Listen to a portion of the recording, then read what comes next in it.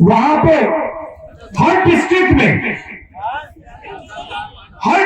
में वहां पे उन्होंने फूड पार्क जो होता है, जो मेरे सपना अमेठी के लिए, जगदीशपुर के लिए देखा था, वो सपना वहां पे पूरा कर दिया। हर डिस्ट्रिक्ट में कोई ना कोई फूड पार्क फैक्ट्री लगाई जा रही है, हर डिस्ट्रिक्ट में। जहां पे धान चावल उगता है वहां पे चावल को प्रोसेस करने का यूनिट, जहां पे टमाटर उगता है वहां पे टमाटो केचप का यूनिट,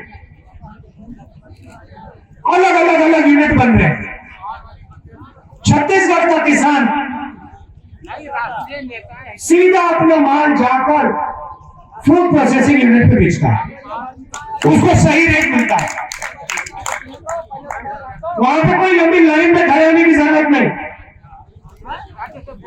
वहां पे सीधा जाओ, फैक्ट्री में जाओ, केचप की फैक्ट्री के सामने जाओ, अपना टमाटर वहां रखो, जेब में पैसा लो, वापस जाओ, खत्म कहानी।